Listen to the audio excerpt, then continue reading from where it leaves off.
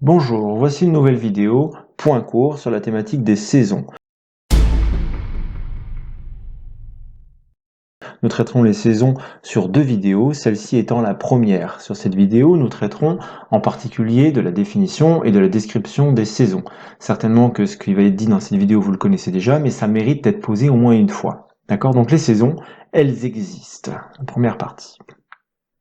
Avant de commencer, nous allons donner une définition. On a tous une idée de ce que c'est une saison, mais est-ce qu'on a déjà été confronté à une définition? C'est moins sûr. Donc je vous propose la définition suivante.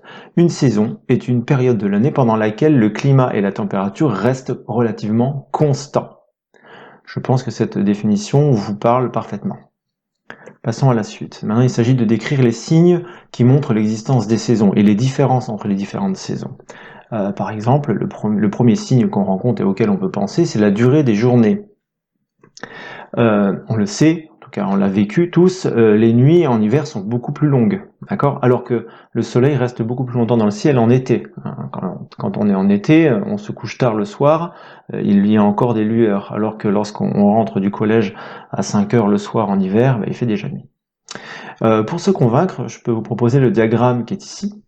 J'ai fait figurer une journée pour le 21 de chaque mois en 2020, d'accord? En jaune, on reconnaît la durée de l'ensoleillement, et en bleu, on reconnaît la durée de la vie, donc de la nuit, pardon. Si on regarde le mois de décembre, c'est la première ligne, on voit que le jour dure pas très longtemps, hein, le jour est ici, d'accord? Donc ici, le jour est ici pour la nuit du mois de décembre en 2020, et si on regarde le même critère en juillet, on voit ici que le jour est beaucoup plus long, d'accord? En décembre, on va mesurer une journée qui va durer aux alentours de 8 heures, d'accord? Quand je dis une journée, c'est la durée d'ensoleillement.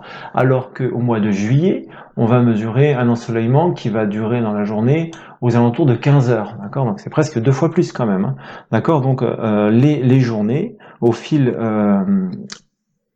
de l'année, ont une durée qui change, d'accord? Et c'est ce qui caractérise le changement de saison. Voilà, deuxième signe auquel on peut penser, c'est la température. C'est d'ailleurs le premier signe auquel on pense habituellement. On le sait très bien, d'accord? Il fait froid en hiver. C'est quelque chose que tout le monde arrive à accepter. Et l'été, il fait chaud. Voilà, donc ça, j'ai pas vraiment besoin de détailler plus que ça ce critère. Donc on passe directement au dernier critère, la hauteur du soleil. Oui, parce qu'il y a bien une question de hauteur du soleil et de saison. D'accord? Le soleil, quand on est en hiver, il est plus bas dans le ciel, vous l'avez peut-être déjà remarqué, alors que l'été, il va aller beaucoup plus haut dans le ciel, hein. Si vous vous mettez à midi dehors sur une plaine de jour ensoleillé, l'été, votre ombre sera beaucoup plus petite que l'hiver. D'accord?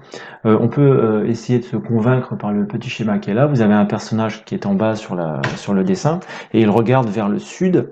Le soleil qui est dessiné au milieu, à chaque fois c'est le soleil à midi, à l'heure du soleil, d'accord? Lorsqu'il est à son zénith, on voit très bien que la courbe du soleil est beaucoup plus basse quand on est en hiver que lorsqu'on est en été. Bien entendu, il y a toutes les positions intermédiaires entre le 21 décembre et le 21 juillet. Voilà, c'est tout ce que je voulais vous dire sur la présentation des saisons.